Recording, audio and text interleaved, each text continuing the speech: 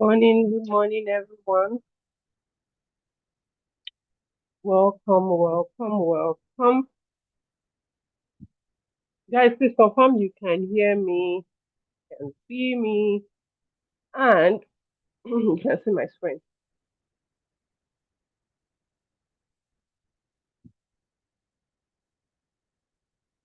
Can you guys see my screen? Can you hear me?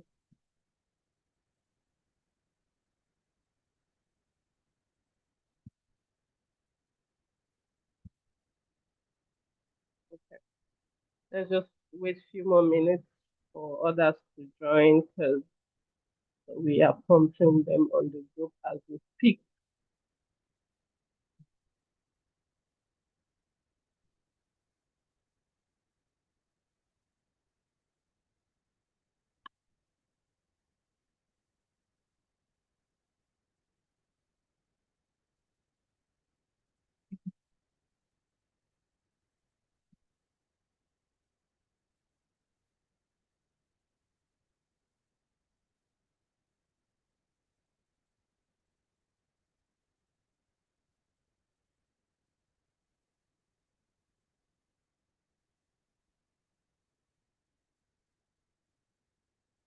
Who is that sharing that AI link?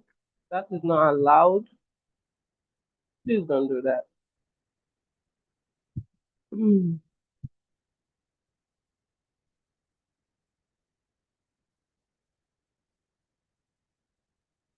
Good morning, good morning, good morning, everyone. Welcome, welcome, welcome.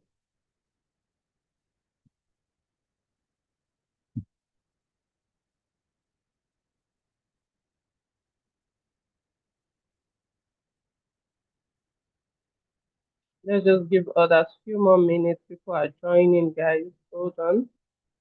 Don't say we're definitely gonna laugh today. Come on now. You guys are not turning me into the jester, are you?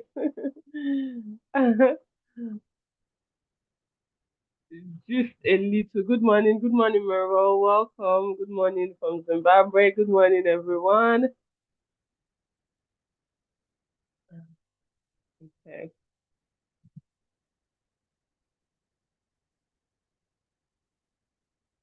As we are waiting, I want to ask you what made you leave FIRS. Kanandi, you guys have checked me out, guys. Okay, why did I leave FIRS? So I had two options here.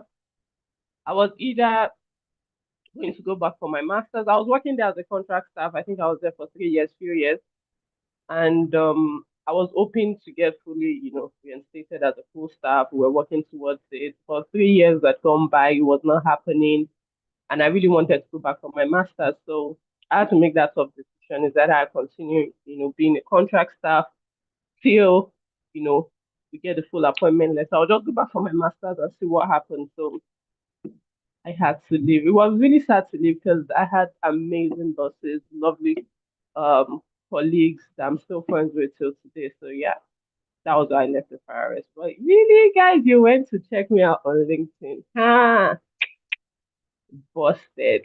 Good afternoon, Gansaye from Ethiopia. Welcome. Welcome, welcome, welcome, everyone. As you all know, okay, thank you so much. Okay, that, thank you for asking. I mean, thank you for showing interest.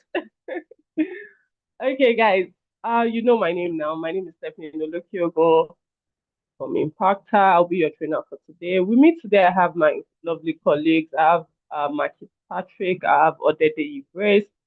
I have a car for Chiamaka. They'll be here with me today answering all your questions and help out with whatever difficulties you might be having. So for me, I am joining you from Abuja, Nigeria. Let me know in the chat box, where are you joining us from? Hello everyone, Fentashu from Ethiopia. I'm sorry if I'm not pronouncing your name correctly, Fentahu. Welcome, welcome. You guys don't start with the bread now. We've not even started today.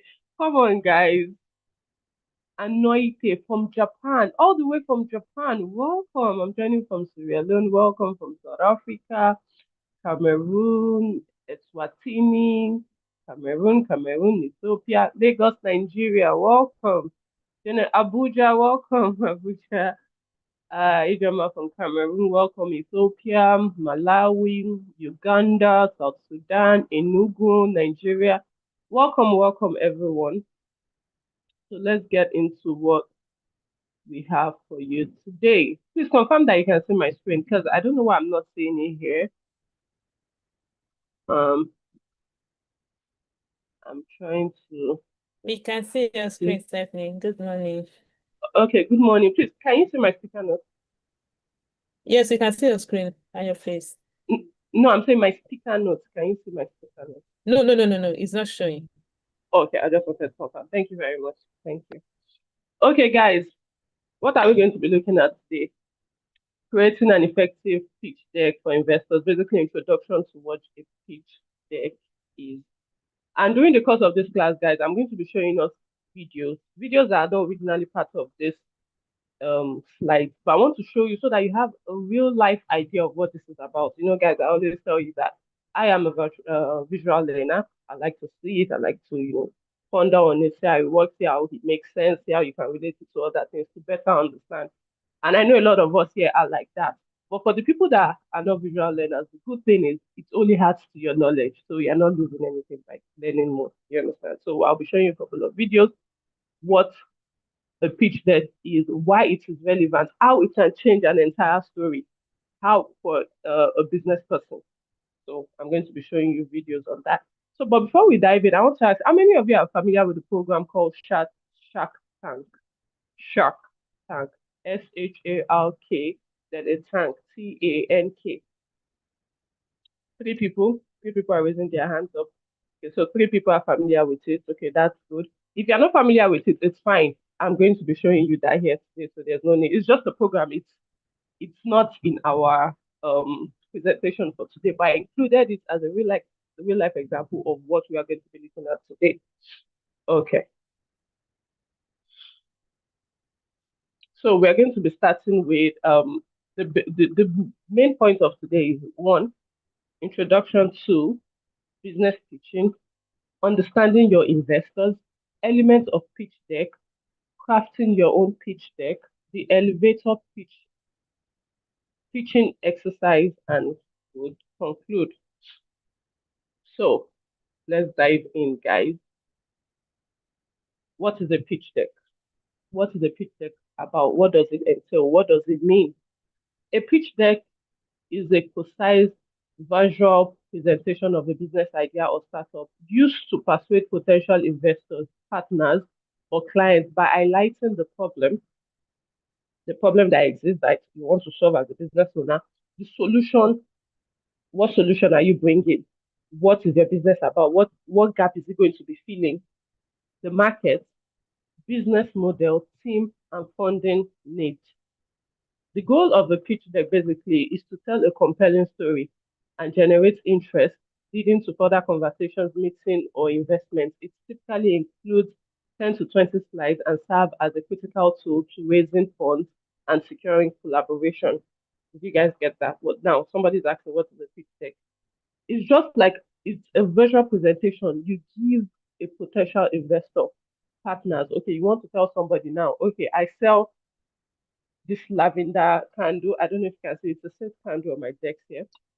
So you're trying to tell someone, I produce this in my garage at home. However, I do not have enough capital to create 500, 8,000, 2,000 of this. I need someone to invest in it for me. I need someone to partner with in this with me so that we can have enough capital to create more and make more money.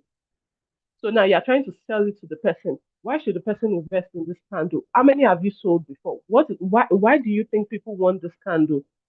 So all that is what you're going to do your research on and gather all this and present to a potential investor. Let them know, okay, this is what this candle is. Oh, this is why people are into it now. You talk about the trends. Get your data before you go for your pitch deck. I don't want to. Don't let me do too much explanation from the beginning, but you get the idea. Pitching the idea to someone, letting them see what the business is all about and why they should invest. Because now you're bringing investors, you're telling people to invest their money You're telling people to invest their time. Why should they do it, and why is it profitable to them? So this is understanding. You need to know your audience, investors first. You're not just going to just take up the idea and like, oh, just come and invest in this pen. Oh, this pen is the hot thing right now. If you don't invest your own luck, no, you can't do that. You have to know who are your investors, how do they think, and the different demographic of investors we have. Number one,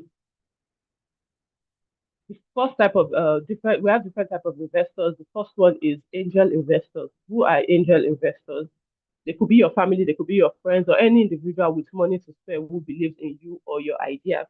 You have an idea now, you want to start a business. Like I cited an example earlier, you want to start a candle business. Okay, your dad has the money, maybe you're from wealth, your parents are well to do, but they don't have money to just waste around.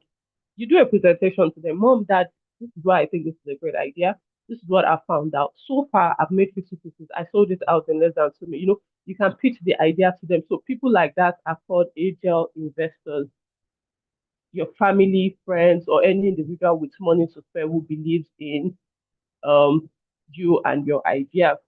They are usually high net worth individuals interested in early stage startups. Their emphasis mostly is always based on your business idea, your passion, and the growth potential the business have.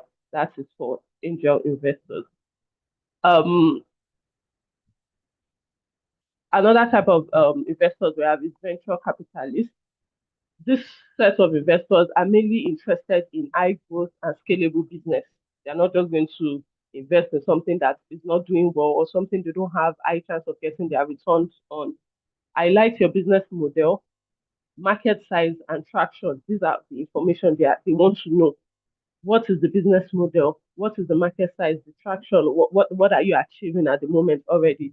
In exchange for capital, the venture capitalist receives a ownership stake equity in the startup. You usually give them a certain percentage of the company. It could be, oh, they'll be invested $250,000 with 20%, 10% shares in the company, and sharing in potential profit, obviously, and losses.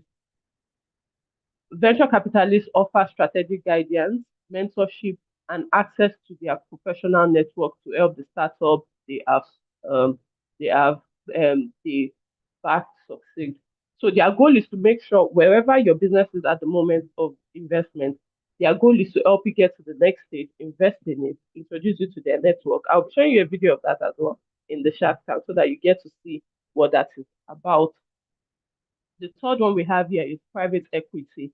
Typically, this private equity typically invests in mature companies with stable cash flow. They focus on financial performance and plan for growth. These ones want to know, they want to know how much have you made so far. As a business, you're not just going to go like the first one that we talked about, the angel investors. No, this one wants to know how much you have made. How are you doing as of right now? How much has the company made? They're focused on the maturity of the company and the stable cash flow. It has to be stable for them to invest. Private equity is a type of medium to long-term business finance designed to help more mature business grow. Another one we have here is private equity, which is one I just said. And lastly, we have sorry, the impact investors. Who are the impact investors? Impact investors, they don't give charity. You need to understand that. Not that they just come, they give you charity. No.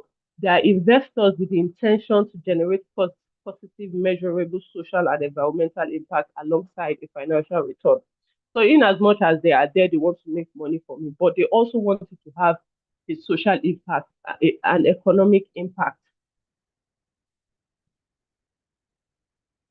They also want it to have a social and economic impact to the environment. Their goal is not just the capital. So you can say they have 50-50 interest. They want to make sure the company has a positive impact on the society and the environment, and also they also want to make their return. So here, basically, this is what we just basically said. So angel investors, they focus on early startups. Often it could be your family member, it could be people you're familiar with. Venture capital, like I said, you have to have a proven business model for them to invest, impact, their focus on what positive impact can this business, aside the monetary aspect, can this business make in the environment. And private equity investor are companies with their focus on the steady cash flow. These are their expectations, ownership equity, high return on investment, often willing to take risks. Yes, they are open to take risks. For example, you're telling your uncle, oh, okay, uncle, I believe, this this airport is the next thing, is going to make a lot of money, this, that, yada, yada, yada. I've made over $50,000 on it already. Uncle invested. They're willing to take that risk with you. High return on For venture capitalists, high return on investment often wants involvement in strategic decision making. They basically want to sit on the table. They're not just going to give you their money to go do whatever you want with it. They want to be on the table as well. So usually that comes with them having 20, 30, 40, depending on the agreement amount of shares. The next one under impact investment is financial return, measurable, positive, social. Like I said, they focus on not just the financial aspect. They want to know what are you doing for the environment. For example, you see people will tell you that, oh, they want to support a startup company that is creating an electric vehicle. In as much as the capital is also of interest to them, they also focus on renewed energy, something environment that is positive to the environment, will not cause more emissions. And so their goal is also a clean, sustainable environment and also the capital. Stable and consistent return on investment often want involvement in strategic decision. They also want a seat at the table. So understanding your investors and their interests, you're not just going to, you know, go to them not understanding what they want. For example, now you want to go and meet an impact investor. An impact investor, you have to make sure you've done your research and be able to tell him or her why this is going to help the environment, why this is useful to the environment, why people are going to benefit from it, how this is a social impact, how this is going to impact the economy. You have to be able to break down things like that to them because that is how you capture their attention. Because aside the money, that's also an area of interest for them. So that is basically what understanding. So the best approach for angel investors, entrepreneurs in early stage need to seed funding, mentorship, or industry connection. Venture capitalists establish startups that are proven business model and are ready to scale and absorb large investments. And for impact, I already mentioned impact earlier, and private equity investor, mature companies seeking to grow, restructure, and enter new markets.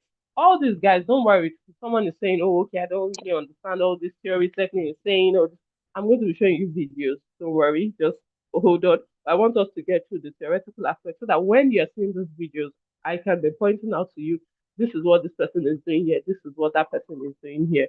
Understanding your investors and their interest. And I mentioned that earlier. You want to pitch to somebody that an impact investor. You have to be able to sell to them how this is going to impact the environment, how this is going to impact the society. You're not just going to go to them with like you do to a venture capitalist. Oh, I made $100,000 last year, and this year we're already positive by before December. We're going to make $5 million. Obviously, we're realistic. If you guys send bread again, don't start. You guys don't start. We're really serious today. You guys have started. Stop it. So you're going to, a venture capitalist is concerned. How are we going to make money? How have you made money? What's the traction you've made so far on the business? So that's what you focus on for that. So now we're going to look at key ingredients to of a winning pitch deck. So the goal is not just to pitch something to someone and not achieve anything. You want to, there's a goal that you want the person to either invest their money, their time. You want an investment from the person in return. So we're going to look at some of the key ingredients of winning pitch deck. Number one, introduction. You start with a brief profile of you, your team, highlight your relevant experience. Okay, now I want to say I make scented candles, like I said earlier. I make scented candles. I'm not going to come and say, oh, in school I studied medicine. Then after studying medicine, I went to work for like 10 years. But I just woke up one morning and decided to start candles. No. An investor is going to question it like, person knows nothing about candles. Does not have a background in it. I mean, and then I go ahead to introduce my team. The first member is the tailor. The second one the contractor. Like nobody has experience in this. So why would you want me to take the risk of investing? I mean, none of you have experience, none of you have background in what it takes to run this kind of a business. You know, so you'd want to focus on the clear profile of that business. You and your team, what is everybody contributing? What is person A doing? Person, if you have a team, some people by the time they are pitching, they don't have a team. I watched a Shark Tank video where the guy, it was just him and his garage, and he was able to pitch his idea. So my point is, your team highlights their relevant experience and their role in the company. Number two, business idea. Obviously, that's the whole point. You have to have your business idea. It has to be clear. It has to be engaging summary of your product, service, and its uniqueness. You're trying to sell something. Okay, I watched a video. It's part of the video I want to show you guys, but let me just quickly mention it. The lady was going to sell. I watched it on Shark Tank. I have the video. Yeah, I don't want to show you now. I think maybe by the time we get to the middle of this class, she pitched her idea on a cat DNA kit. And one of the hosts of the program, Kevin, is a rich investor. Who was, who's going to invest? This is the kit that cost about, I think, 20 something dollars. Who would invest that when you can easily buy a new cat? Why do I want to invest in keeping my cat alive longer? When if it dies now, I can just buy a $5, another $5 cat. But she was able to explain herself that it is not just about just having money to buy another cat. Yes, the money to buy this DNA kit and whatever it takes is more expensive than buying a cat. But this is what Kevin was not looking at that time. The emotional bond people have built with their cats. People have animals that have been with them through different stages of their life. Some people went through a divorce, it was the cat that was there. Some people went through tough times. So they bond this emotional attachment with that animal. So they are willing to spend $25, $30 to keep the cat alive longer rather than get a new one they do not have an emotional bond with. Like, do you understand? So that is a uniqueness of the company. They ended up investing, but you guys watch the video, but you get the point. So the third one, industry overview. With analysis of your industry, its size and its trend. How big is it? What have you achieved? What are the trends of your company right now? What are you seeking to achieve? The fourth one, business model and market analysis. Here, this is where you do a quick overview of the revenue generation, target market, and its potential. Yes, especially on that potential, you have to be able to sell them that big dream that has not been achieved yet, but there's definitely room for it to be achieved. So you want to break all this down to them in it. Number five, and very important for the venture capital, private equity, and the rest, is financials. You have to be able to give them a snapshot of the key financial projection of that business. And lastly, the closing, strong emphasis on your unique values, proposition, and the investment opportunities. Let them know this is how much we are looking at, this is what we're willing to give an investor, and that's basically the conclusion. So yeah, this is just a breakdown again. Presenting your team, let them, okay, these are the members of my team. Oh, this is Mr. A, this is what Mr. A does in the organization, this is how he contributes. This is his resume. Give them a brief lowdown of, you want to sell candles. Yeah, he has been making candles for over 15 years. In short, he inherited it from his mother, that inherited it from the grandfather. So now they know, okay, for a fact, I mean, this person understands this business, they eat and breathe it. Because mind you, a lot of your investors have little to no knowledge about your business. So you will be the one to convince them as to why they should, invest. So I like your team members, let them know, give them the brief summary of their resume. This is what this person is doing. This person has been doing this for a while. Sorry, basically providing a brief overview of their relevant experience and achievement. Oh, Mr. B, maybe you're trying to introduce a tech device or something. Oh, he worked in a tech company for 30 years, then he retired, started his own business, that he did this from his father also. By the time you give them this background story, despite the fact they know nothing about it, they are confident to an extent that, okay, this person reads, reads and understands this thing. So they are not really scared to invest. Number two, your business idea. Define your product. Your product. What is this product about? Why is this product needed in society? Why do you think people will, invest in this product? Start state the problems it will solve. Okay, this particular product will be solving so problems. The example with the DNA kit I stated, this lady's goal and what she was trying to sell to them then was how to elongate the life of your cat. cats have a limited number lifespan. And this lady is trying to tell you the idea that, okay, you can allow your pet to live longer. I mean, we've seen people, it might not sell it this side of the world. Guys, you have to know that example might not sell it this side of the world because we Africans, we necessarily don't have that overly deep attachment to our pets. But in countries like the US, the UK, and other places, they have deep, like you see someone with when the cat or the pet dies, they cremate it and put the ashes on their table and put the picture and talk about them all this. So they have this deep attachment to their pets. So obviously the cat kit is obviously going to sell in an environment like that. So that is her trying to solve a problem she has seen in her environment. Highlight what makes it unique. Why is this product standing out? Because that uniqueness is what will make it sell. A very good example, and we're still going to touch that, was when Uber was created. I mean, for convenience, you get to move from point A to point B, rather than, oh, you're going out, you have to go to the junction, get a very good, the convenience of you just being in your house 5-10 minutes before you are ready to go out, and it's at your doorstep. So that created a problem to sorry, a solution to a problem that existed. So another example we'll be looking at is maybe you're introducing health access, an app.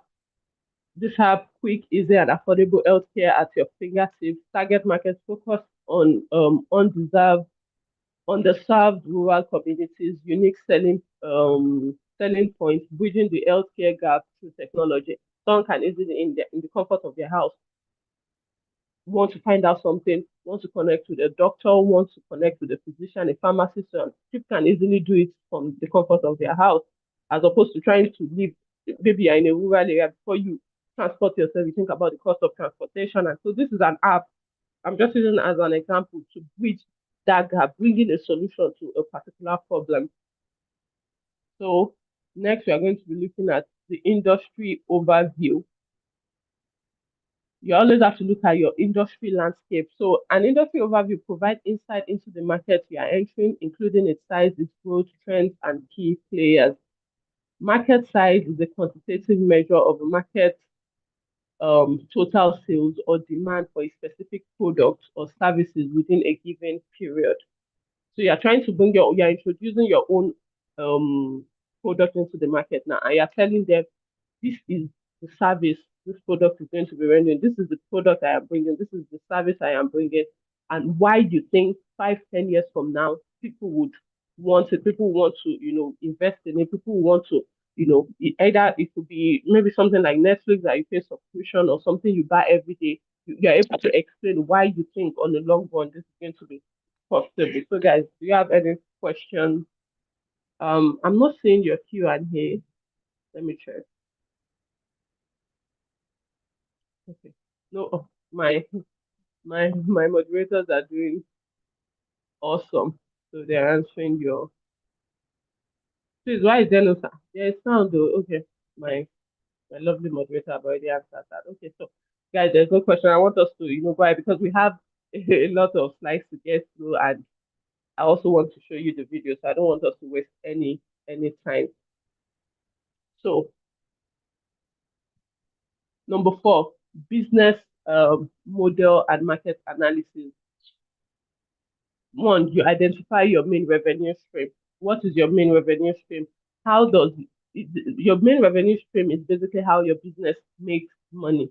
How does this business make money? You're asking yourself, what are customers paying for? Why are they paying for these things? It could be product sales, it could be services like consulting, training, logistics, anything you're into. It could be subscription, like I said earlier, with the likes of Netflix where you pay monthly, or an online course that you paid monthly for, commission, by traveling, booking, different marketing apps.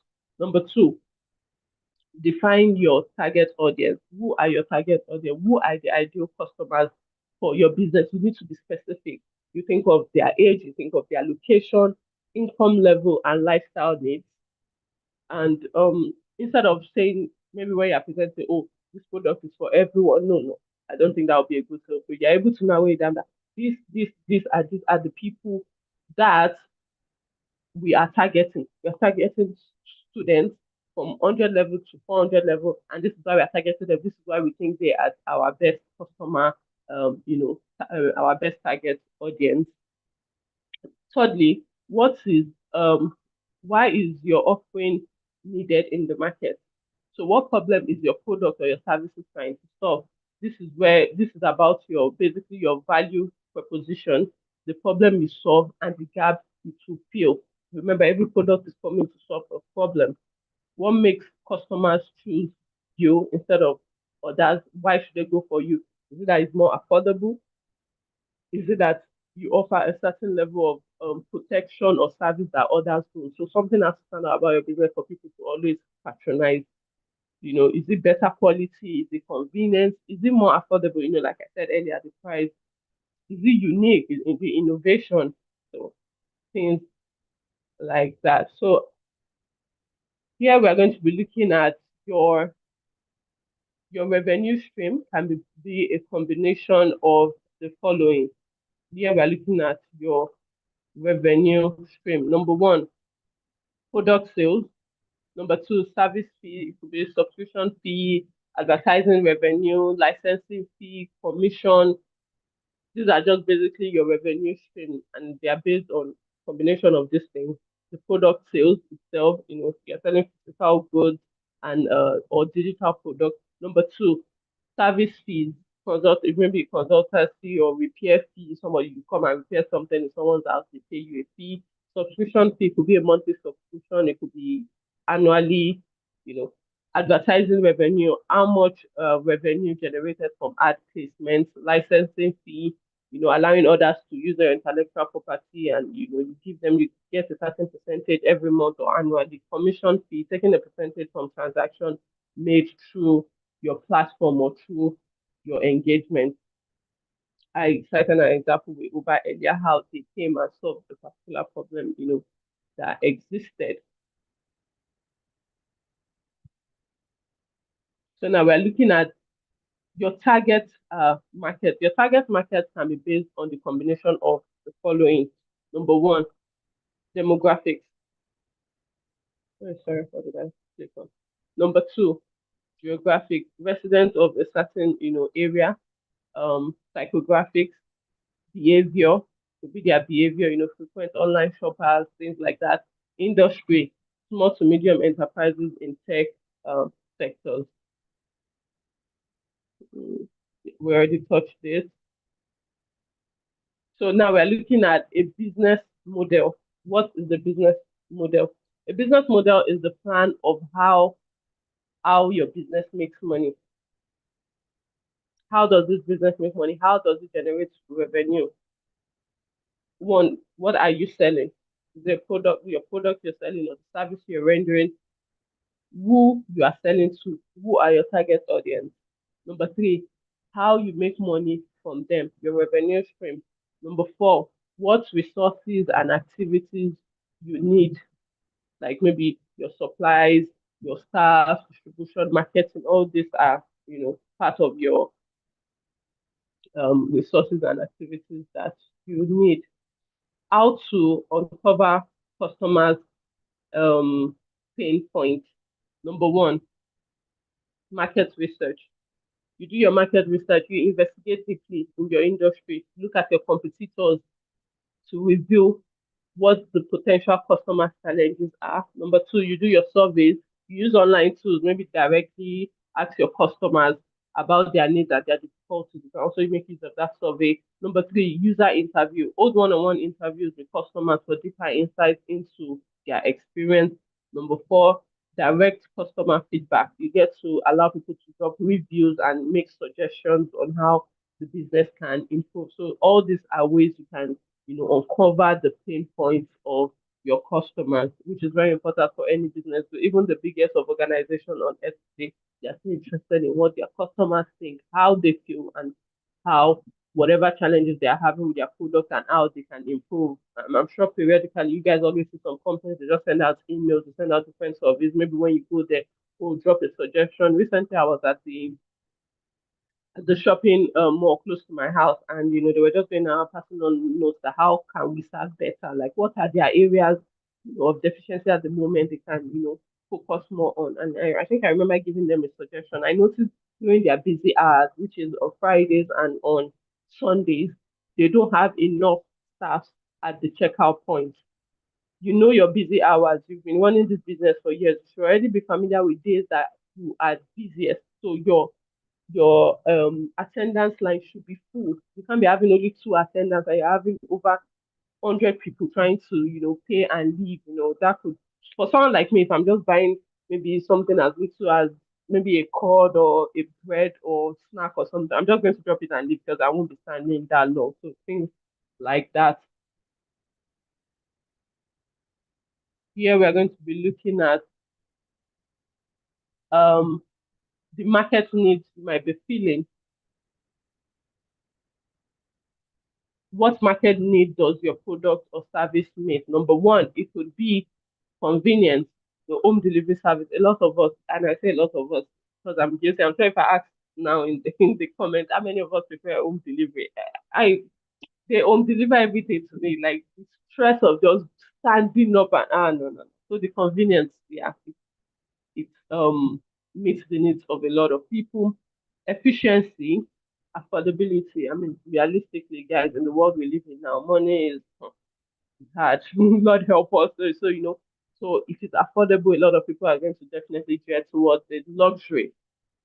We might not have money, but people want luxury. With their little, people will sit tell you, oh, you want certain amount of luxury and all that. So yeah, that could be appealing to people. Innovation, introducing a new technology, to outdate practice and all that, or to make people's life easier. So people will definitely gear towards it. Another we are looking at here is market needs met. I think I already explained this conveniency, how Uber came, provide an on-demand service that can be accessed anywhere, anytime, efficiency. Now we're using Uber as an example. Efficiency, Uber uses technology to connect drivers and riders in real time and in less than 5-10 minutes.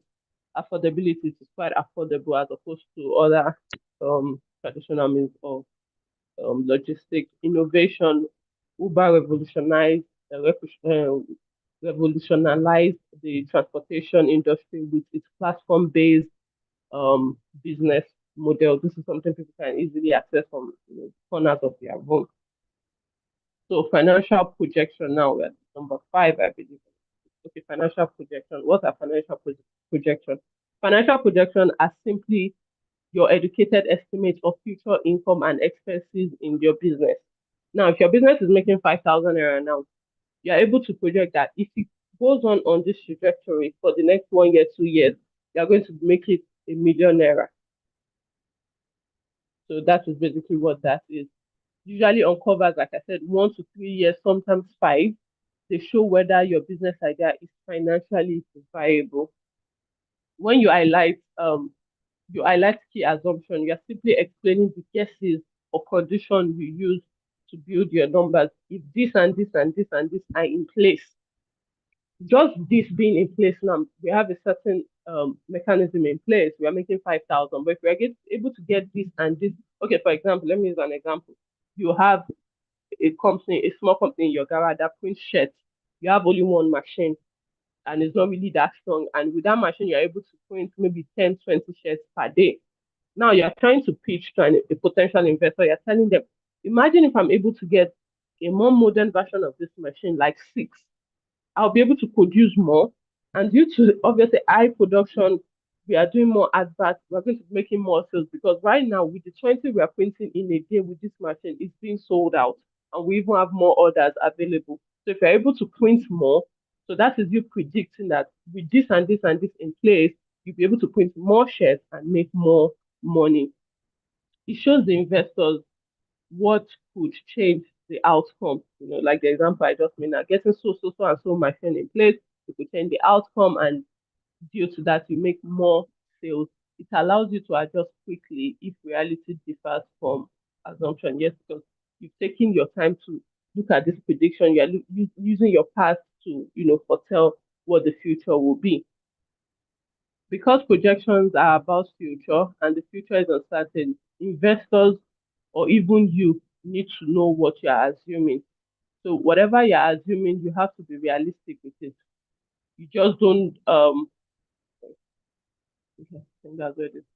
You just don't come and call big numbers. Oh, I'm producing this pen right now. I'm making 5,000. In the next 6 months, I'm going to make $2 billion.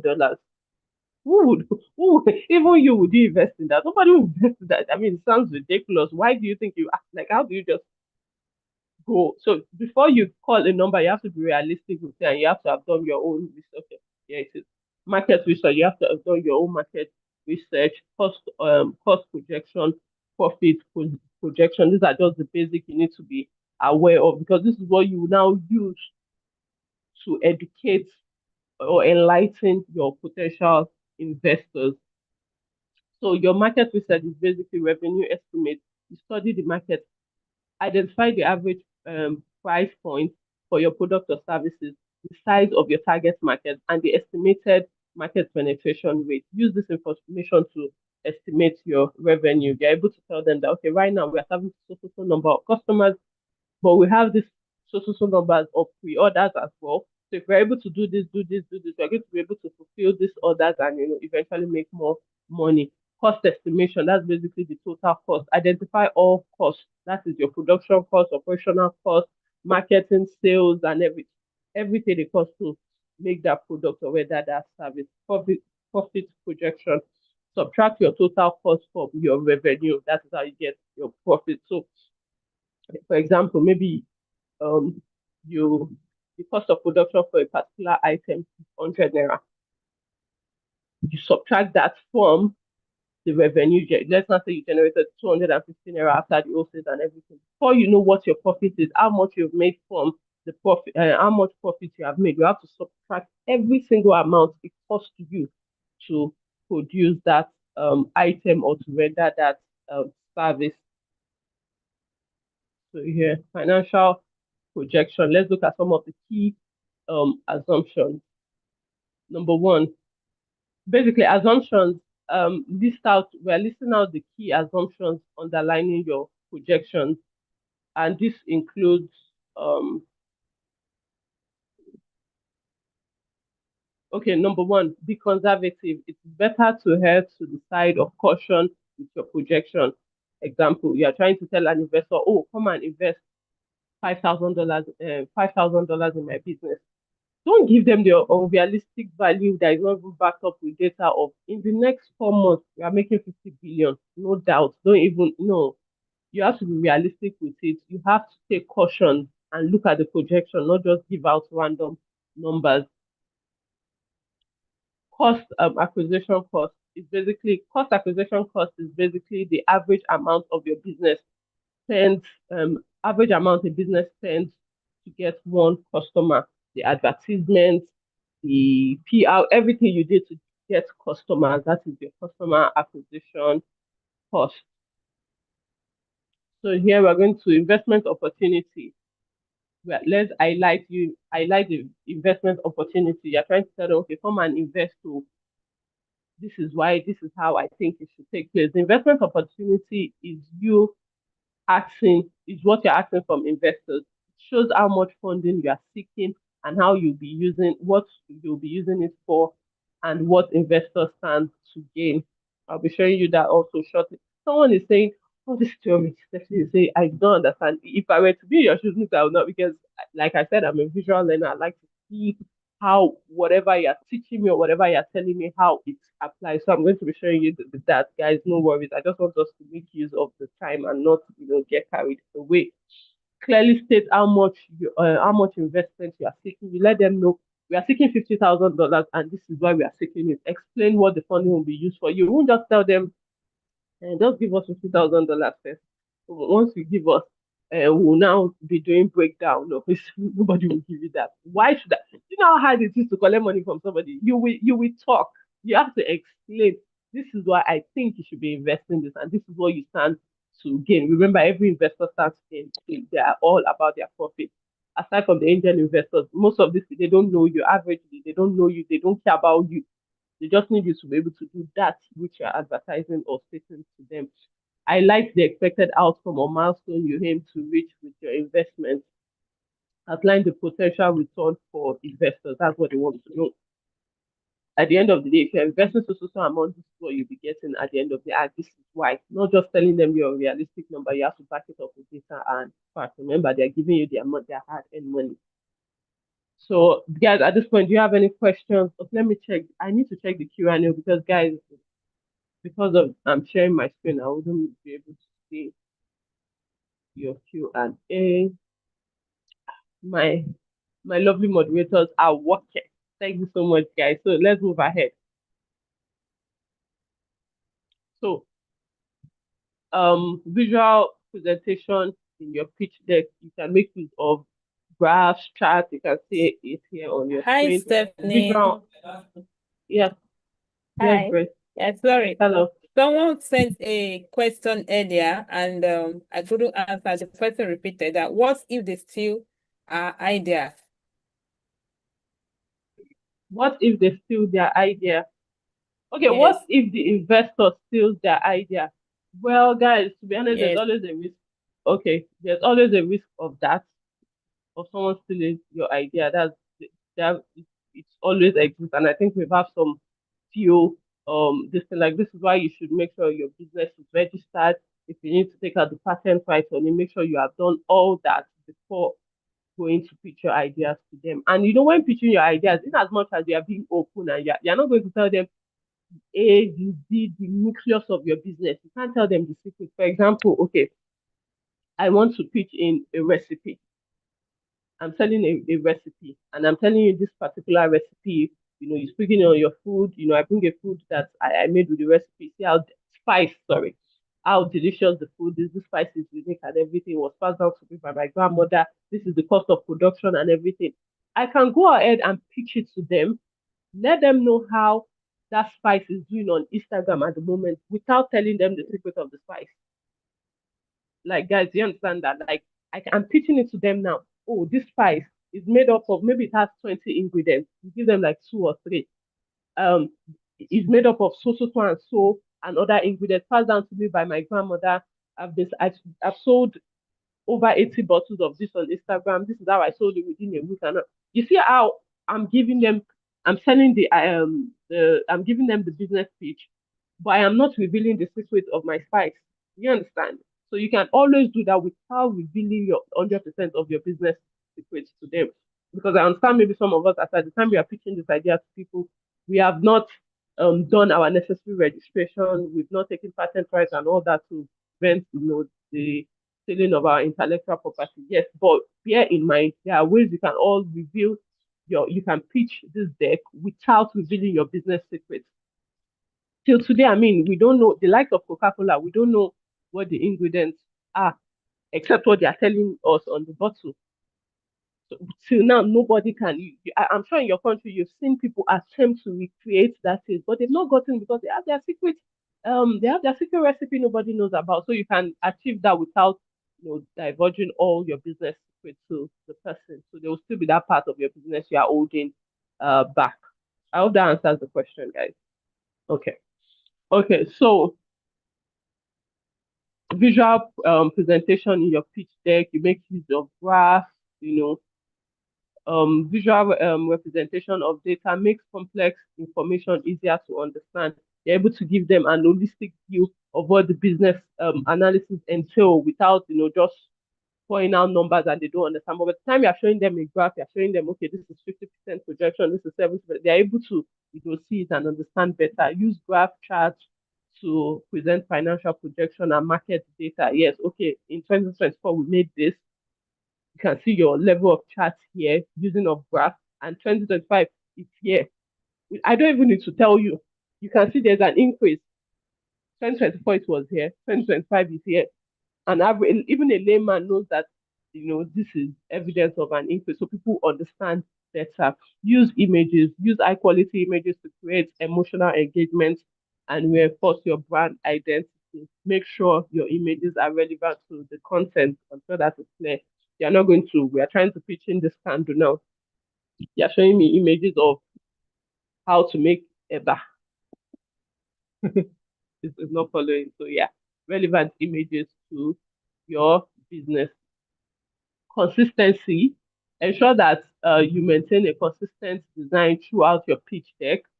Use the same font, color, style to present a cohesive brand image. Next, we have clarity and simplicity. This is very, very important. Keep your language simple and straightforward. Guys, nobody's going to carry dictionary to understand your business pitch. No rich person, let me even be specific. No rich person is going to carry dictionary to come and be understanding what you are saying. So once the face brand, what's it called, face value, they are not saying, they are not understanding what you are trying to communicate, they might likely lose interest. Avoid industry jargon. If it is not necessary, if it's not relevant, remove it. It's not compulsory. That is it. Make sure your message is easily understood, understandable, even to those unfamiliar with the industry. Yes, guys, I said this earlier. There's a 80% chance, or even higher, that the person you are trying to teach to knows nothing about your industry, and you don't need them to know. You don't need them to know. You just need them to be able to trust in what you sold to them and invest. So it's from what you're saying, they get an idea of how it works, why it works like this, and the problem you're trying to solve, and why people gravitate towards your product. Next, we have the do's and don'ts, things you should do and things you should not. Do's, research. You can never do more than enough research. Guys, again, I'll be showing you videos like to see how some of these investors they could be combative. Like they will ask you questions. They're asking them to bring their money. They're asking you why. Why? And as someone that watched Shark Tank a lot, I've seen people with brilliant ideas and they couldn't sell. Okay. On that, okay, I'll still show you the example, but let's forget it. I want us to get to the point because we have a lot of slides to cover. Do research, know your investors, their interest, portfolio, and what they look for in a startup. So there was one Shark Tank episode I watched. A guy did something brilliant. It was later he said it after they bought the company. So he went to Shark Tank. He went to he had, I think I can't remember what he was selling. Maybe it was a mobile app or something. So when he went there, he pitched the idea. As he was introducing, he came in with the logo of his company on the shirt and talking about he bought his team. They were talking about what the company does and everything. Immediately, he came in. I think Kelvin or one of the O said, "Oh, I've seen the name of this company somewhere." The guy said, "Oh yeah, we are making trends now. We are everywhere. We are doing this. This is how much we've made." And before you know it, the other guy on the team too also said, name. I've seen it somewhere. And immediately they bought out their phone, they went online, they said, it's like, yes, yes, I've seen this name. It's making trends. Years later, the company has made millions and billions of dollars. So they now interviewed the guy that came for the interview. Guy, guess what he did? He, God, people, they think, guys, what he did was a day or two when a day or two before he came for because now for the program the investors they fly in from different cities, different states in America. They fly into that state where the program is being held. So the hotel they would stay in, the guy found out what their flight itinerary is, what time they'll be landing at the airport. That's the guy that came to pitch his business now. Found out what time they'll be landing at the airport and what time they'll be arriving at their respective hotels. Then he got he got his team, like 15, 17 people, to wear the shirt of the company and just be walking around the airport, in front of the airport, walking around, walking around, walking around. There are two traffic stops before they get to their hotel. The guy got them to wear the shirt of the company and stand near that traffic light. When the traffic light is waiting before it goes. So all his team were at each traffic light. In case this traffic light does not stop him, the next one will stop him. Or there's a chance that one of those three traffic lights will stop. So he positioned them there to stay. Guess what? When they now got to the hotel lobby, he got his team to still wear the shirt and be walking around the like. When I heard the idea, I was like, mind blown. People are strategic. So by the time the program was aired, by the time we went on the show and he mentioned his name, unconsciously, it had registered two of them. Now, this is out of 4 or 5 panelists, by the way, but only two said, I've seen it somewhere, giving the impression that the company was already popular. And it wasn't.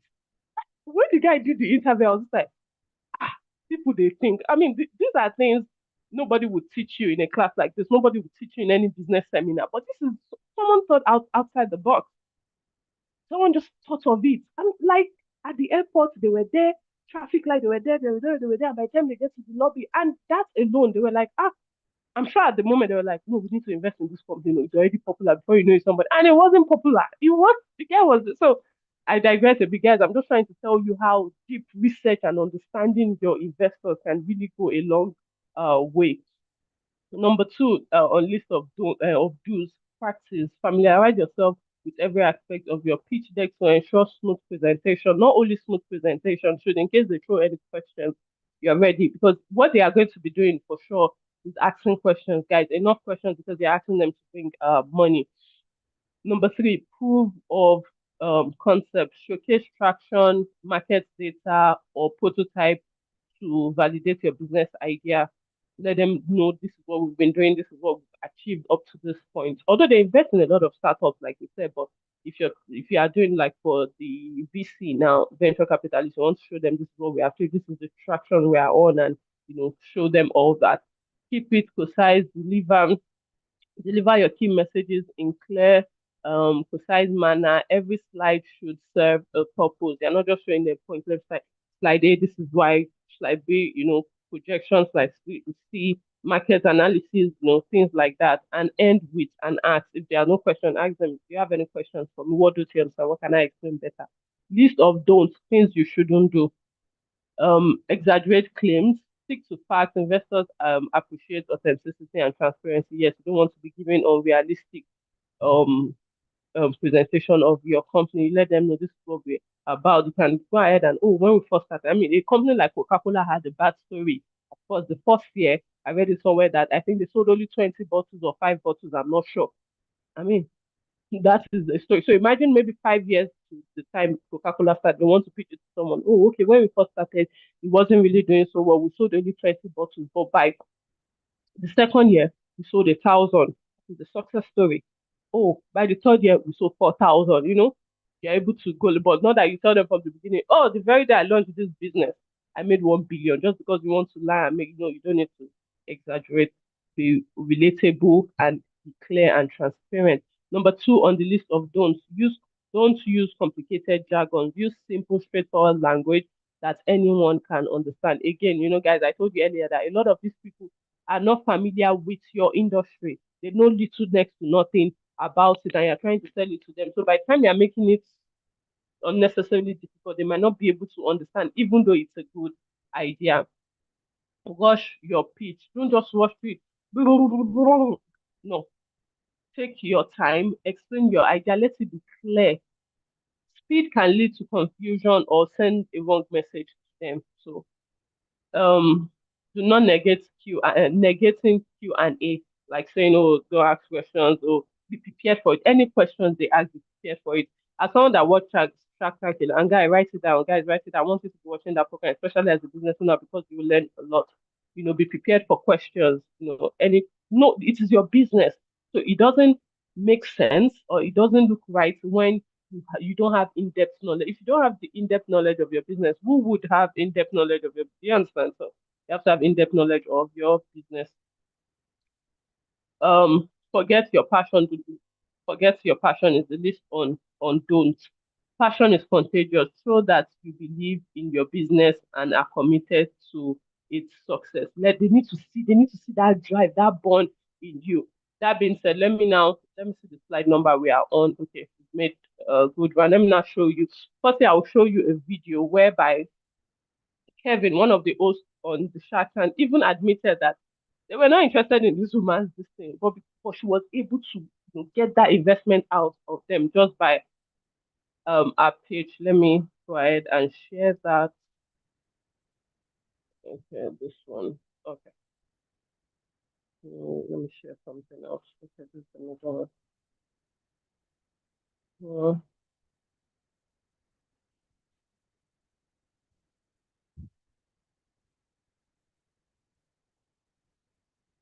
Okay, guys, can you see this?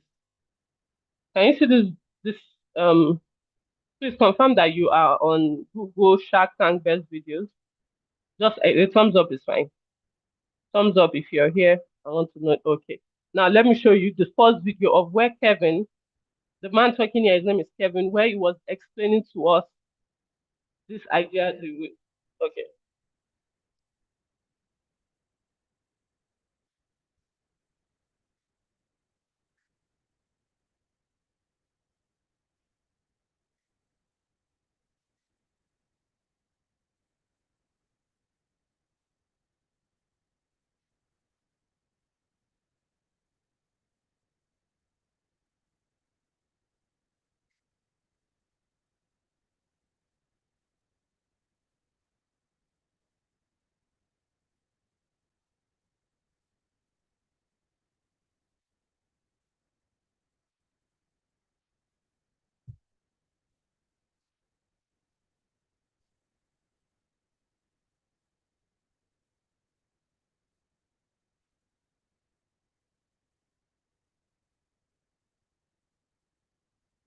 So you see, guys, did you see that? Thumbs up if you saw that video and you heard everything he said. He didn't even want to invest. They were not interested in, because to them it sounded silly. Guys, I'm not saying your thumbs up. Thumbs up if you saw that video now. Okay. If they were not interested, the idea sounded silly to them. Like, but because she understood her business, she had full knowledge. If you go ahead and again, guys, take your time and be watching this program, you will learn a lot. She understood as they questioned her for over 20 minutes. She answered every question brilliantly. She gave reason why. These people are not familiar with this industry. They didn't even understand it from what Kevin said. He's one of the hosts on the program. Like why? I can just get another card for $5. But she sold it. That is, it's very easy to come in with, oh yeah, you have a brilliant idea. What you're about to sell, it makes sense logically speaking. But some business ideas, you have to do your deep, in-depth research to be able to sell it to people. And she was able to do that. Now she's a multimillionaire today because she was able to sell that idea. And they eventually, bought it. She was convinced, she understood that business. She gave them every data needed for them to make that decision. Now, we'll be looking at another video of a presentation. This is how powerful a pitch presentation can also be for your business. Let's check.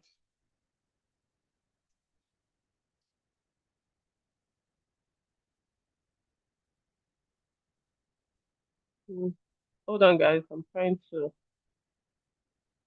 Okay, this is fine.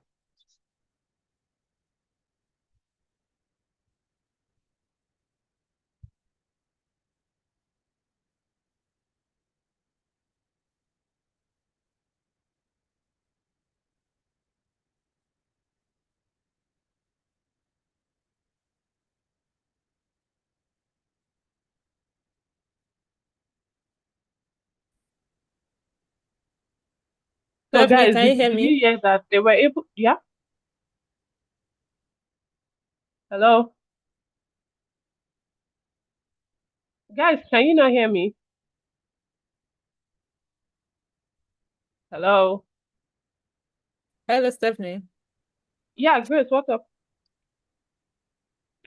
Yeah, there was no sound in the video. Was it intentional?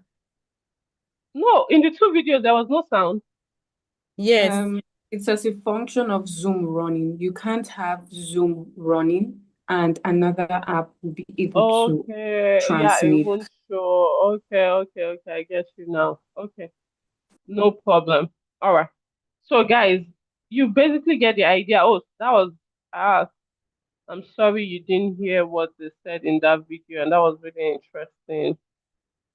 Oh, if we were using Google now, it should have been better. I'm sorry about that, guys. I'm really, really sorry. So, we'll have to just go back to our slide. But basically, I think I explained what happened in the first. Uh, Grace, please, can you see my speaker notes? Oh, the window share is closed. Why? Hold on, guys. Okay, I'm trying to share. This is the problem when you are leaving from one. Okay, any of my moderators, please, can you confirm that you can see my screen and not the speaker note, please? Yes, I can Can see see your your screen and screen. not your speaker notes. Okay, okay. So, guys, I'm really sorry about that. I didn't know you guys were not hearing what was being said in the first video. So, basically, what Kevin, which is one of the hosts of the show, was explaining to us in the first video I showed you was that the lady came in to sell cat kits, the DNA cat kits that can help your cat live longer. And at first, he said everybody on the panel thought it was a silly idea. You guys can go ahead and okay, I know what to do. Let me copy the link to some of these videos and share. Okay, so you guys, I think, okay, that should have been better. Okay, let me do that because I really want you to watch it and see what a good pitch can achieve. Let me drop that in the comments here. Okay. Oh, I'm sorry, guys. I didn't know that you were not hearing what I was saying. Okay. And another video here, the second one is a father and son pitch, how they pitched the idea and how it did great. These were examples I was going to show you guys. So those are the links. You can take your time and watch them. And when you're even done watching them, it doesn't have to be just one video alone. Take your time, watch other Shark Tank episode and learn the power. That's what we are teaching today. This pitch deck, that is just what the program is about. How you can come pitch your idea. And you could, in some episode, you will see them go from finish talking and go like on. They are not saying it, but you can see it on their face that they are very interested. And towards the end, the light is there. Oh, they're really excited. Oh my god, I want to invest. I'm investing $250,000. Power of a great pitch there, guys. So watch some of those videos when we are done so that you understand. So back to what I was explaining about the video of the cat, the lady that created the cat kids DNA testing. Kevin, one of the hosts was like, he didn't think it was a great idea. It wasn't making sense. Like, why would I waste $20 on this your kids when I can get a cat for free self if you go to all these shelters and tell them, oh, you're a good person, you want to. But she was able to pitch her idea. This is why, I mean, people have gone through different stages with their cats, with their pets. They have this emotional attachment. They don't want to lose this particular pet. There are replacements everywhere, but this particular one, they do not want to lose it. And eventually, by the end of it, despite the fact that he said he didn't believe in it, that's what made that video remarkable, guys. That's crazy. He did not even believe in it. He thought it was silly. You know, he thought he was silly, but he ended up investing. And months later, one big company bought out the company for millions of dollars and made good profit from his money. Something he didn't even believe in. But because of the belief of the owner of the business, she was able to convince him to invest, and he ended up being profitable. So guys, that's just an example of the power of a great pitch. Okay, here we are looking at examples of good and bad pitch. You can see it here. Here, the problems, list out the problem, the competition, market size, company purpose, the team, and everything. The competition slide does not show the strengths and weaknesses of the company and other industry players. The pitch is too wordy, as you can see, and it does not represent with any visual aids. The team slide does not give sufficient information about the team, especially about their background and how they contribute to the company. You know, I was telling you guys, whoever your key players, your partners are in the company, you have to be able to explain what their role is, why this person is there, what this person, the in-depth knowledge about this business the person is handling. Examples. We're also still looking at examples of good and bad pitch.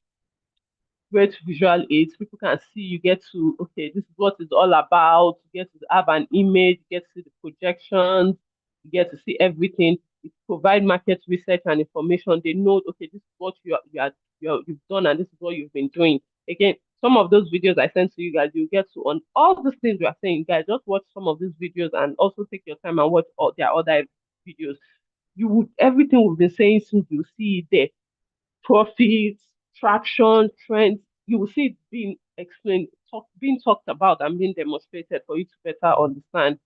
And in simple and clear words, people don't have to carry dictionary to understand what you are saying.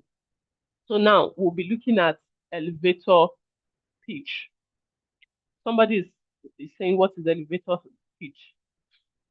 Elevator pitch is a concise, engaging speech designed to spark interest in your business. at the end of a good elevator pitch, you want the person you are pitching to show interest in your business. That is all. By the time you are done, the person should have interest in your business. Imagine you are literally in an elevator where you have to pitch this idea to somebody. You just have few minutes to capture the person's attention.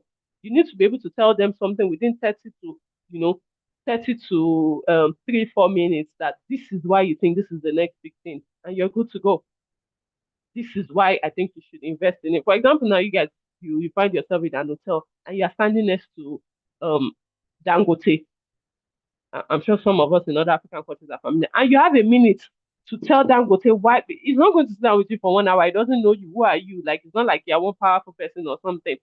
So you need a minute just to sell this idea to him that, sir, this is my business idea. This is what I think you should invest in, and this is what I think is worth your time. You have 1-2 minutes to do that.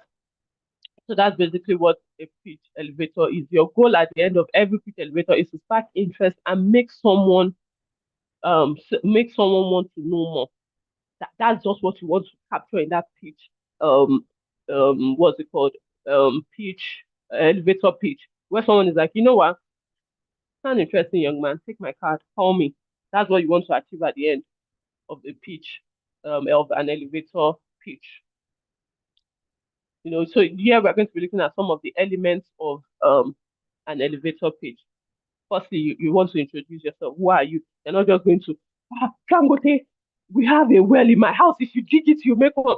The security will show you out. I can tell you that for free. So you want to be able to introduce yourself. Who are you? What problem does your business solve? I'm bringing this to the market, and this is what I think it will solve. I was seeing a video, although I don't think it's going to move in Nigerian market, but then I might be wrong. What do I know? Somebody was trying to sell an electric bike. And I'm saying it might not work in some parts of Africa because we are still having light issues. Our power is not 24/7 yet, and it's not everywhere.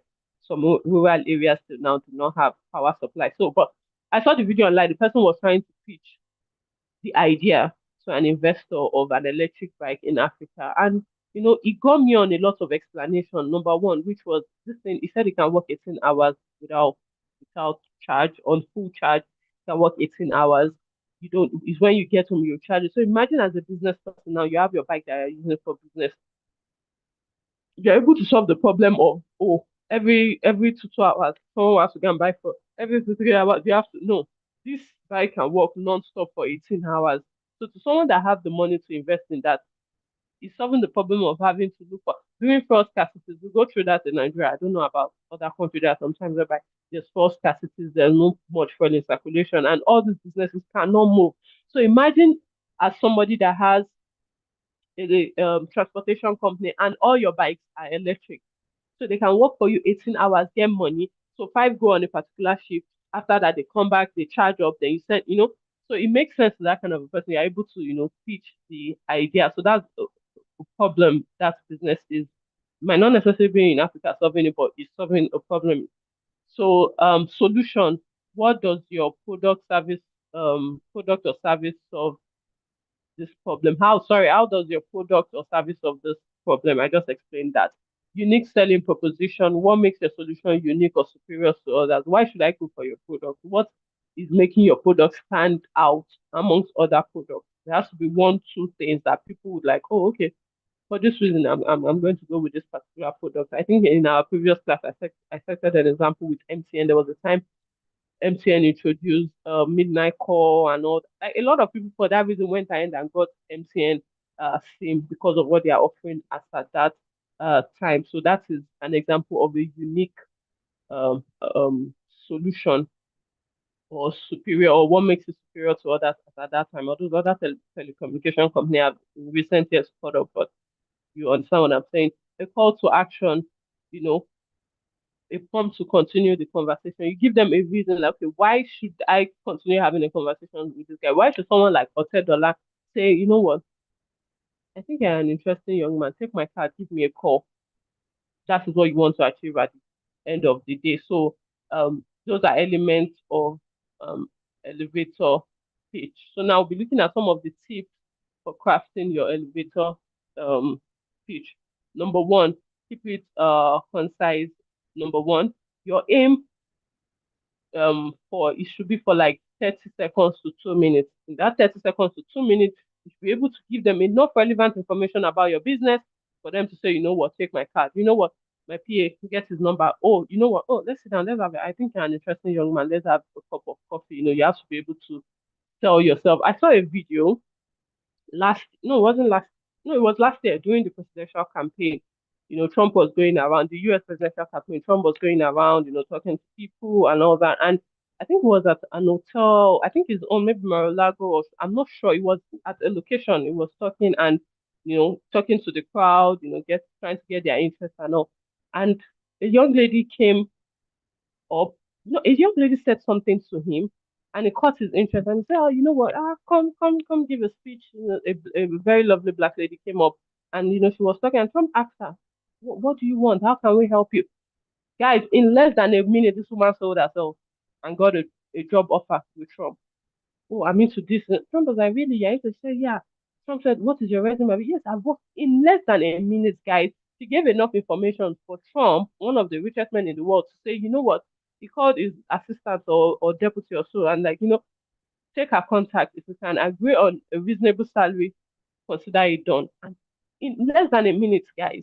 And it got me thinking, I need to work on myself as a person and especially as an individual and as a business owner because opportunity can come at any given time where you have to sell yourself within a minute or two. So you always have to be, you know, you always have to be prepared. So she was able to achieve that in a minute or so. I would have looked for the video now and showed you, but sadly you won't be able to hear, but you can check online. I can't remember the specific location it was, but the lady in a minute was able to sell herself and that's how she got a job with Trump. So number two, engage your audience. Start with a question or a compelling fact. Focus on the problem you solve and why your solution is unique. Why should people invest in this product? What makes it stand out? On Shark Tank, I watched an episode. A guy was saying he was selling round necks and he bought the round necks and all that. So I mean, of course, you could see the face of the panels like, okay, round necks. I mean, everybody has round necks. Why should your own? Why should recommend invest in your? And all of a sudden, this guy showed they poured tomato sauce on him. He just came down. He stained his pants, by the way, because the pants he was putting on was not the same material as the shirt. They poured tomato sauce, they poured juice, cranberry, they were just pouring things, and everything was just coming down. Who does not want that kind of a shirt, guys? Especially for someone like us, that someone like me anyway. Maybe when I'm eating palm oil, something will drop on my shirt, and it just goes down. It didn't stay on it. You know, so this okay, wow, and it's a lovely round neck shirt that you can wear every day. So you know, it got the attention of people. I mean, people are going to be interested in this product. It doesn't easily get stained. You can wear it all day. Maybe if you are working in a factory or places that you easily get dirty. So wearing things like that, you get to stay neat longer, you know. So that alone is already a uniqueness to his t-shirt because an average shirt, you draw the shirt I'm putting on, you pour water on it, you know, so you pour things on it to get stained. But this is made of a material that anything you pour on it, it either stays on it. If it's something that just if it's not liquid, it stays on, and they wipe it off and good as new. So that is a uniqueness. That's just an example of a unique product. So number three, practice. The more you practice, the more natural your pitch will feel. Yes, it has to feel natural. It must not feel like, oh, maybe you are reading it through that. But you won't stand in front of a teller and say, so my business is about the if I'm a teller, I'll just walk away. I won't even say anything. I'll just walk away. So, but because you practice, because you know your business, you've done your research, under a minute you're able. This is what I do. This is what I need to do. You're able to sell yourself under a minute because you practice and you have full knowledge. It's not just practice. You have to practice based on the research, on the knowledge you have of your business. Call to action. Lastly, end with a call to action to encourage further interactions like, oh, so you know, after everything I've been said, we still have a bigger plan coming up. We're working on the and we want to, you know, by 2017, we want to achieve this and this and this. We look at it going to, sir, if you give me more of your time, I can always come to your office and show you a chart of where we are at the moment. You know, that way you're like, okay, maybe someone they are still on the fence at that point, like, you know what, young man, take my card, call me, come to my office, and come with your chat, come with your data and everything. Let's see. You know, you're able to capture, you know, their attention from that now, I've already cited some examples of a pitch deck, guys, so we'll not be going into the examples. Practicing your pitch deck is crucial. You can't just wake up one morning and just want to go somewhere. You might stutter, you might forget something, but if you practice long enough, you have full knowledge. You refine your delivery, you've strengthened your story, you're able to make relevant examples, and you anticipate questions. They're asking you, okay, as you went to pitch somewhere, and someone is asking your first day of this business, what did you make? And you're like, so, okay, let me quickly call my assistant. No, don't look serious. No, to be living and eating, reading these numbers, you are aware, you are prepared for the questions. How much did you make the first year? This is how much we made the first year. The second year, this is how much we made. Oh, COVID, due to COVID, we didn't make so. And by after COVID, post COVID, this is, you're able to ask because a lot of questions will come. You're asking people for their money. You're asking people for their time. They are going to ask you questions. Why is this the right business? And you can even practice with your friends and family. You can tell your friends, you know what, look at this as someone that I'm asking to come and invest in my business. Let me pitch this to you and ask me your questions. So that way you are able to get some organic answers from them and prepare for your pitch. Remember, guys, it's not about what you say, it's about how you say it. Well, what you say matters as well. I mean, you have to give relevant data and everything, but it's the way you say it, you sell it. That's why I really want you to, after this, I really want you to watch the video of the cat lady and even go and watch the main full video, the 20 to 30 something video, and see how they literally went from another cat lady. Nobody's interested. So okay, you know what? I will invest so amount of money because she was able, the way she said it, she was convinced that this would work. And it ended up working because the big company bought it later, but she sold the idea to them. They didn't believe. They were skeptical. They were not even skeptical. They were not interested at first. But she sold it in a few minutes and, they came on board. So that's the power of a great pitch. Ways you can, effective practice tips for your elevator pitch. Number one, rehearse out loud. Be in your house in front of your mirror. It may feel strange. Record yourself talk, watch the video, see where did you stutter. When I watched one, I think I have the video here. I think I watched it last week or so. If I have guys, let me see. I'll just drop the link for you. So a black guy came on, quite unique. Yeah. So the guy said he wants, I don't have the video. Sorry, guys. Okay, so the guy came on. The guy said he wants them to invest.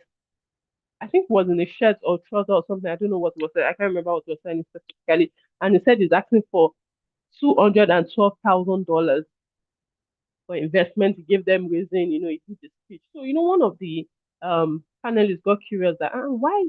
I mean, 212 is odd.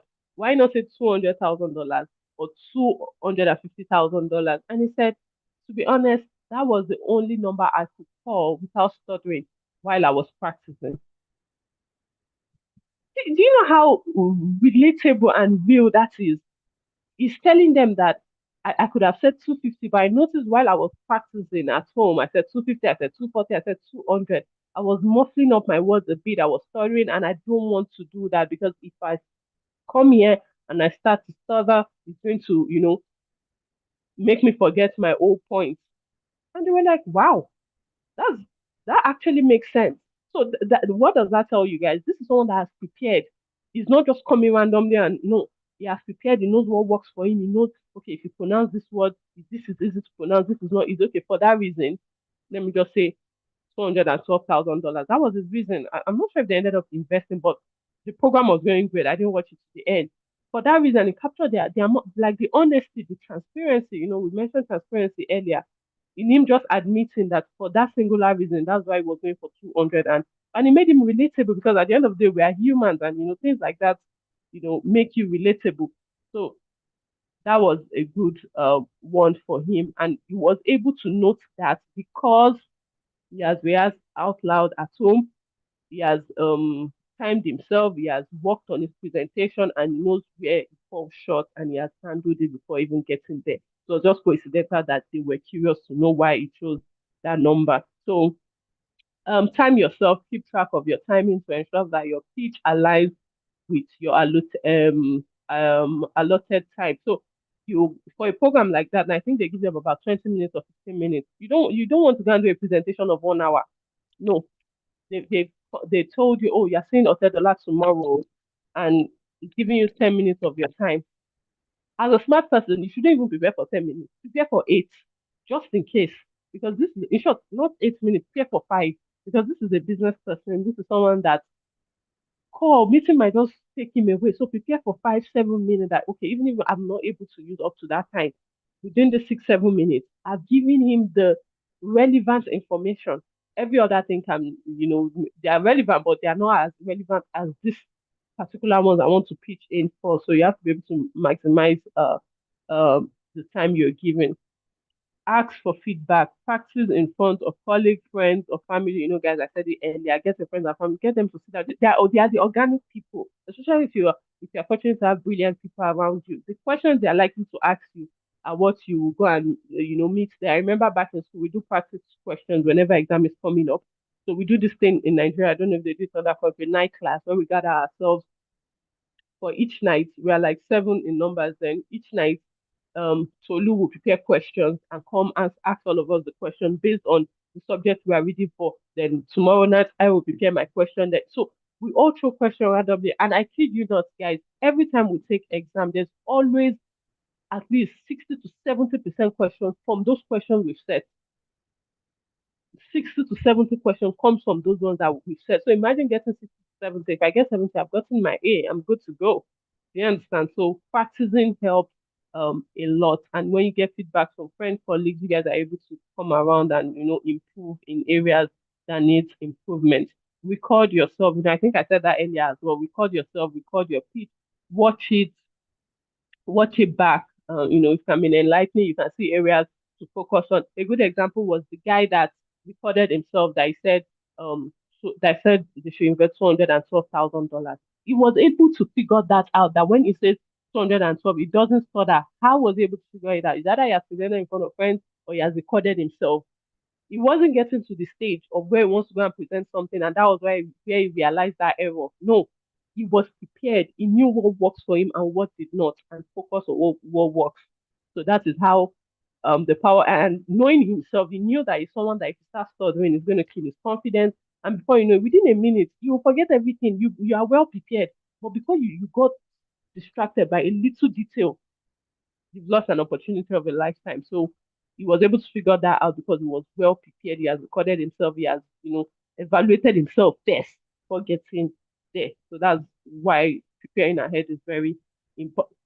Guys, don't start with your bread. You guys, you guys leave me alone.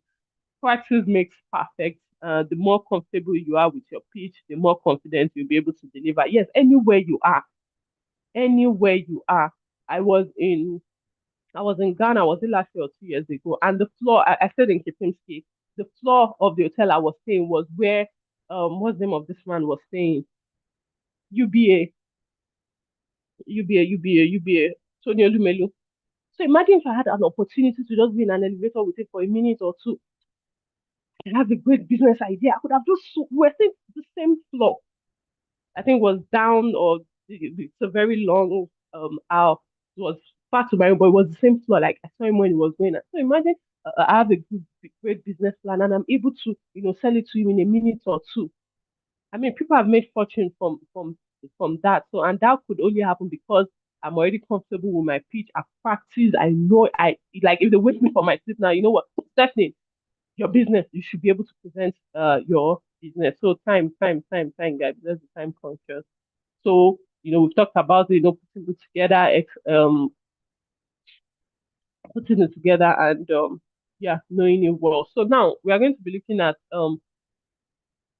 uh there's some exercise for you guys to do. I'm trying to so the task, guys, write this out. Can you see it?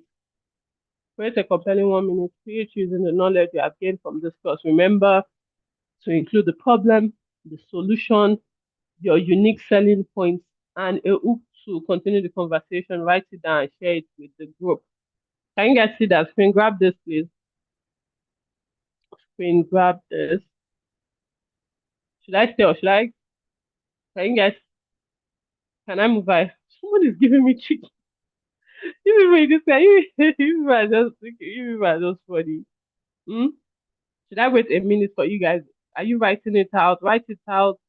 Snap it. You don't have to write it. I can just take a picture, guys.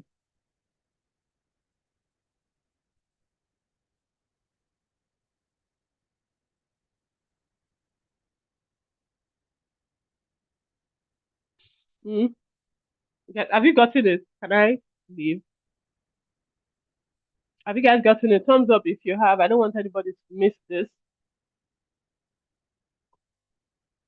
Okay, thumbs up. You have, Abby. So I should move. Okay. So this is the tag, guys. Prepare. We're going to have a quiz after this because I want to know the people that have been paying attention and people that have been sharing bread. This is your time. And chicken. I will see how many of you have been paying attention. This is how I'm going to catch you guys red-handed. Today, the questions are ready. Today, I have how many people online? 252. I'm going to catch you guys today. Okay. So we've gotten the tax.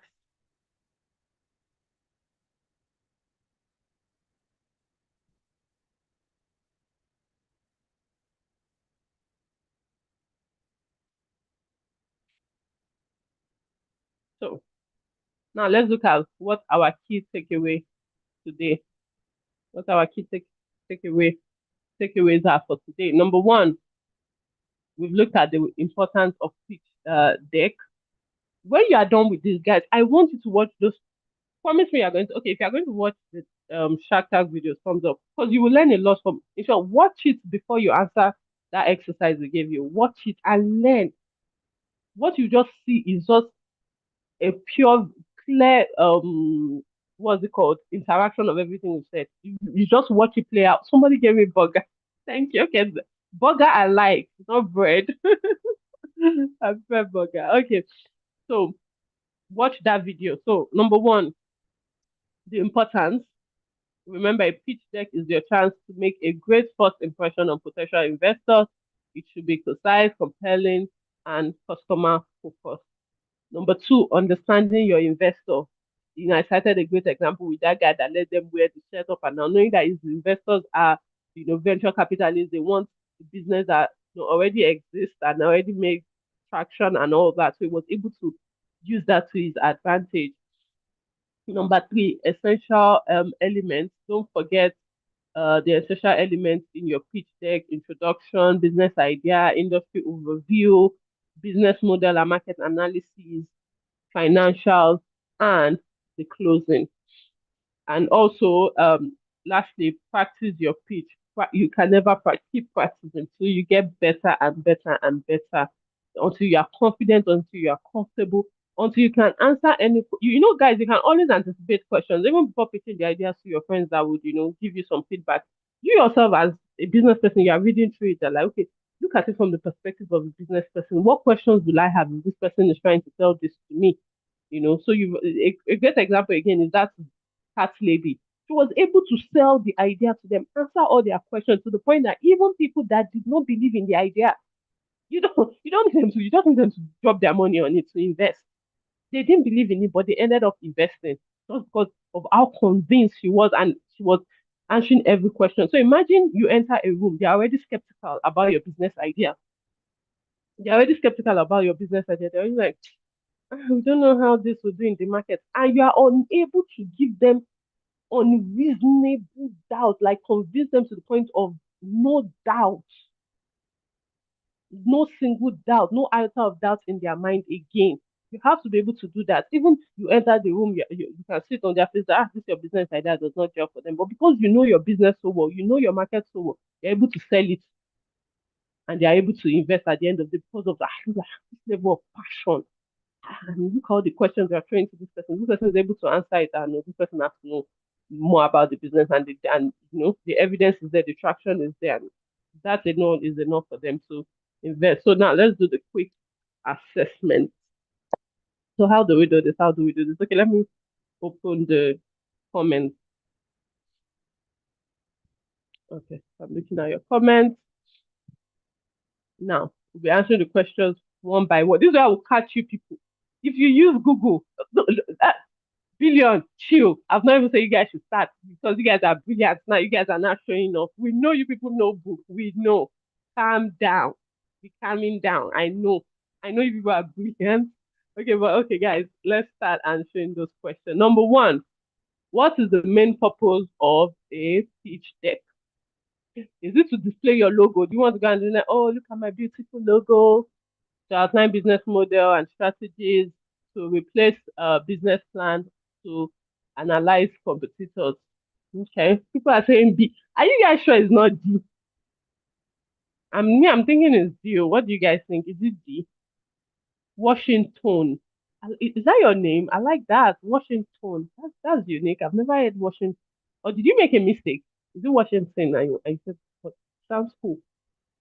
So B number one, B for B for bread. Vision said B for bread. Okay. Okay, I will give it to you guys. Yes, you got it. Okay. Two. What is the which of the following is not a type of investor mentioned in the presentation? Oh, it is your name, Washington. It's a very unique name. I like that. But does it mean Washington as well, but in your language and it's like, oh, it's very nice. I don't think I've seen it before. Very unique, nice name. Okay, so guys, number two. See, someone said A, A. See, Abiba Bawa has not been following. She said number two is A. We did not mention angel investors, guys. We did not. We did. Hmm? Abiba, it is C. Abiba is laughing. Yeah, I'm just messing with you. It's fine. We're all learning together. Crowdfunding platform. Yes, that's the answer for number two. So number three, guys. Number three. What do angel investors typically look for in a pitch? What are they looking for? What are they typically looking for? Mm.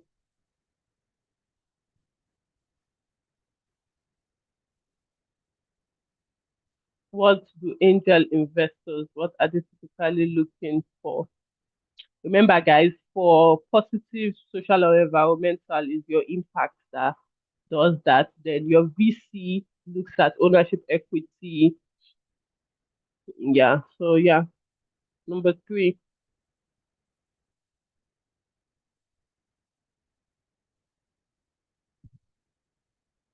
Okay, you guys are correct. Okay, so now let's forge ahead. Number four.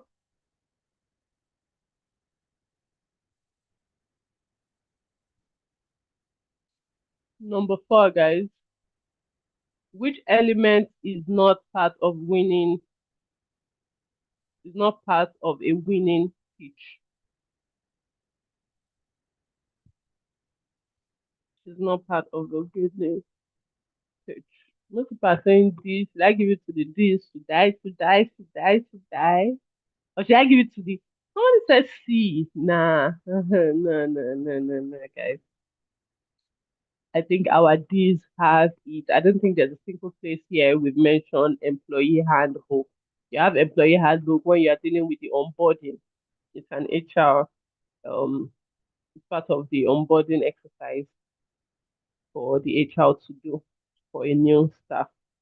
Okay, I think on the first day that's where you give out employee handbook or so the second day. Okay, so yeah, so the answer for that is B. The next one, number five, what should be included in the introduction section of a pitch deck?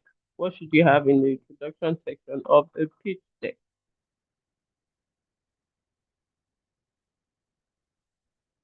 Okay, I think we have a lot of mixed answers here. But yeah, I see my people are really focused on the B. Yeah, majority has it. So yes, B, roles and relevant experience of your team. You know, guys, I told you that can go ahead and convince people to invest in your business because they see that you have a great team of people that know what they are doing and have experience in this department or in this business, a great experience in this business you are pitching. Number six, what is the unique selling point of Uber as a case study? Um we made a lot of example with Uber. So what was that thing Uber brought that was really unique? You know, like the shirt example I cited about how you put something on the shirt and it does not stick, and that was a unique point for that business. So for Uber, what was it?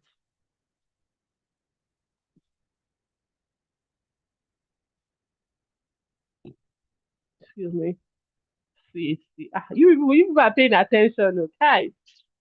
You are scholars. I cannot even catch you like this. Look at now. You people are just getting everything. Okay, so see. So for the next one, um, what are financial projection in a pitch deck used for? We're getting deep a little. What is it used for? People did not even allow the question to land. Can you imagine? And I was thinking this was even the hard one. Oh, my scholars in the house, I give it to you. Lovely, lovely, lovely. No, I'm glad because I was thinking that I was worried because I was unable to show you guys the video. Hope you understood what we're saying. But for what I'm saying, I know you guys are ready to start teaching this stuff. Okay, so yeah, B. Number 8. What is a key feature of an effective elevator pitch? Key feature. This might be a bit tricky. You are showing me that it's not tricky. Not even one person got it wrong. No one person, guys. My mind is blown. No. I love this. No, guys, no one person. I'm looking at the comments right now. No one person got it wrong. Like, not even one. It shows you guys are really following. That's good. That's good. That's good. Okay, so the answer is C. So lastly, we have what is one of the primary benefits of being a customer, being customer centric? What is one of the primary benefits of being customer centric? You people, you people have seen this deck before. You people have taken this class before. Okay, one person said C. Okay, no, it's not C. It's not C, guys. It is A. It drives innovation and growth. You guys really did well. Clap for yourself. Like that was impressive. I mean, there's nothing a trainer wants to see than being 100% convinced that not only were people paying attention, but they understood everything that was being taught. Adiza is dancing. That was really lovely, guys. No, you did well. You did well. You did well. I'm impressed. So, guys, we've come to an end of this. I think this is the end of this cohort. I think is this the last class?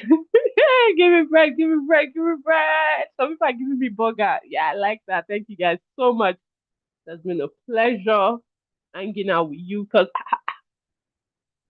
Irat is giving me eels. Guys, I don't do eels very well because I'm a bit on the tall side. So whenever I wear eels, I'm always like, it's always so embarrassing. I do not do it.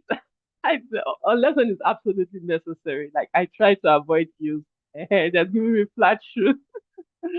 You are the best. No, Billion, you are the best. Thank you so much, guys, for your time. And we'll be wrapping up here, but I'll bring my colleague on, Chiamaka, to do a vote of thanks to conclude this wonderful session and cohort. Very brilliant presentation, Stephanie. Thank you so much, guys. Thank you. I am humbled by your words. Thank you. And keep investing in yourself, like I always say. Little drops of water makes a mighty ocean. And I wish you all the very best. So my colleague will be coming on now. Chiamaka, you have the floor.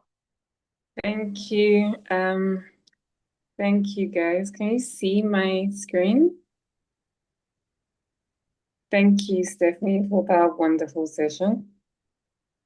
So I just want to thank you all for joining. So on behalf of Impact Her and the AU-CIEFFA team, I want to say a big thank you to each of you for staying with us till the very end of today's session. We're grateful for your time, your attention, and your passion for learning and, being more. To our wonderful speakers who have taken the time to facilitate these sessions, to you guys that have taken time to also listen and attend. We are deeply appreciative of your efforts. And we won't be here if not for the participants who engaged, who listened, and who shared a thought or two. So thank you for being part of this movement of change. I know that together we are not just learning, we're also building a future where women, girls, men can rise, lead, and thrive. So thank you once again for being with us, and we look forward to seeing you, next session.